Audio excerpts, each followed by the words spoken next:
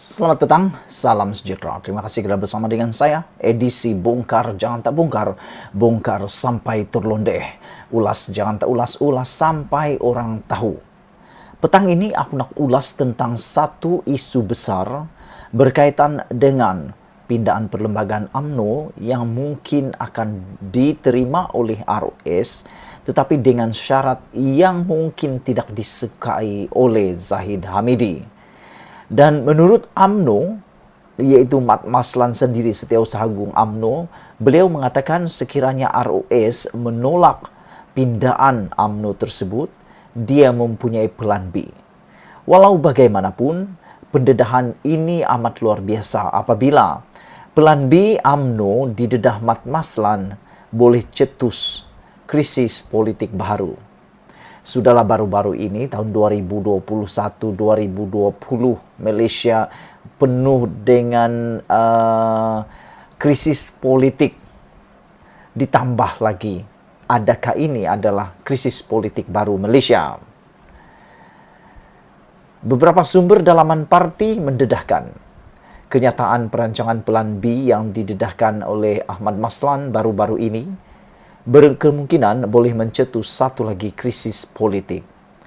Setiausaha Agung UMNO itu berterusan memberikan tekanan kepada Jabatan Pertubuhan Persatuan ROS supaya membuat keputusan segera berhubung permohonan pindaan perlembagaan UMNO itu yang telah dikemukakan UMNO sekiranya tidak diluluskan, pelan B pula akan dilaksanakan.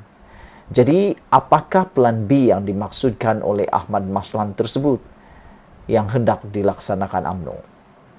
Sumber memberitahu pelan B yang dimaksudkan sangat berisiko besar dan boleh menyebabkan situasi politik negara bergolak semula kerana ia melibatkan sokongan parti itu kepada Perdana Menteri Datuk Seri Ismail Sabri Yaakob.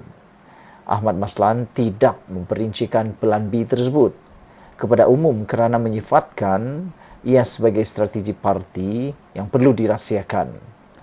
Bagaimanapun, pemimpin utama parti khususnya yang pro kepada Presiden, Datuk Seri Ahmad Zahid Hamidi melihat langkah menarik sokongan hanya satu-satunya jalan untuk memaksa ROS mengikut telunjuk UMNO. Wow, adakah ini adalah pelan B yang telah dinyatakan oleh Ahmad Maslan ini? Kerana ramai pemerhati pada hari ini, petang ini, aku terima beberapa keputusan, beberapa pendapat daripada pemerhati politik yang lain juga. Mereka mengatakan pelan B UMNO itu selain daripada membuat tuntutan di mahkamah, mereka juga boleh menarik sokongan terhadap Ismail Sabri Yaakob. Namun demikian, sekiranya mereka membawa kepada mahkamah, itu adalah mengambil masa yang sangat lama.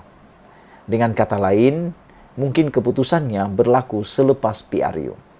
Jadi mereka terpaksa juga membubarkan AJK ataupun menggantikan kepimpinan UMNO yang ada sedia kala. Tapi cara yang kedua yang dikatakan oleh para pemerhati ini adalah menarik sokongan terhadap Ismail Sabri Yaakob. Sekiranya UMNO menarik sokongan terhadap Ismail Sabri Yaakob, maka kerajaan PN mungkin akan runtuh. Apabila runtuh, maka habislah Parti Bersatu dan PAS yang ada bersama itu. Namun demikian, yang persoalan yang seterusnya adalah sekiranya benar Perikatan Nasional tidak lagi mempunyai kuasa ataupun Ismail Sabri Yaakob kehilangan sokongan, ada dua soalan yang penting. Pertama, siapakah yang akan menjadi Perdana Menteri menggantikan Ismail Sabri Yaakob yang benar-benar disukai oleh UMNO, khususnya Presiden UMNO, Zahid Hamidi?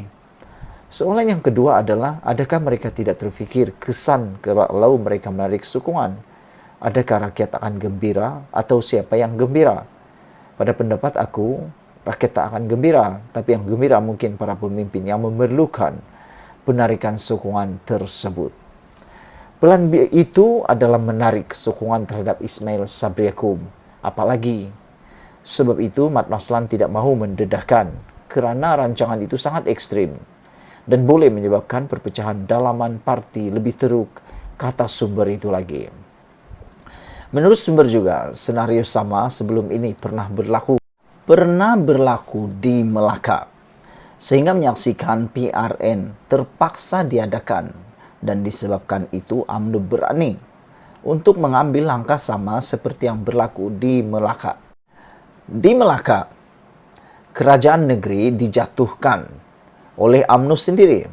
Tapi akhirnya bila diadakan PRN, nampaknya UMNO semakin kuat. Langkah sama boleh berlaku di pusat, dengan harapan UMNO akan menang besar seperti yang berlaku di Melaka dan di Johor sebelum ini. Untuk rekod, Ahmad Maslan sebelum ini berkata, UMNO bersedia menjalankan perancangan lain sekiranya tidak mahu mengikut arahan ROS supaya menjalankan pemilihan parti.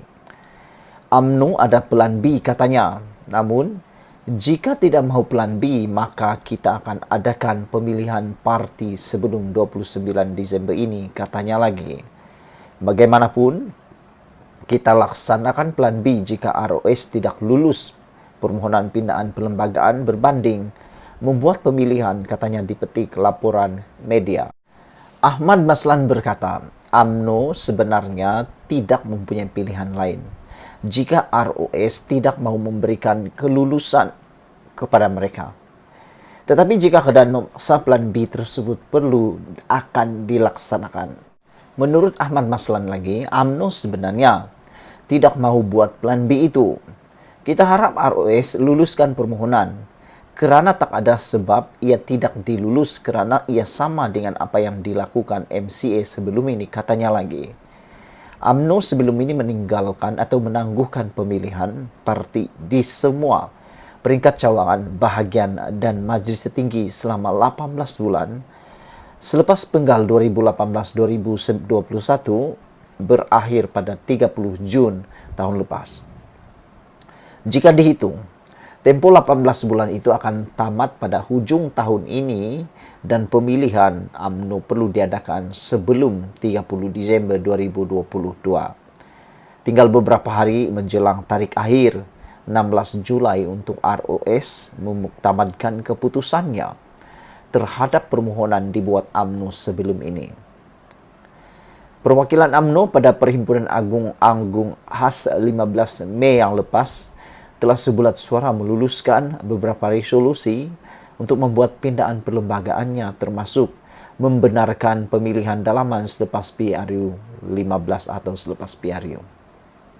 Sebelum kita berpisah, sila tinggalkan komen Anda tentang isu ini. Pada pendapat Anda, beranikah UMNO menarik sokongan terhadap Ismail Sabri Yaakob?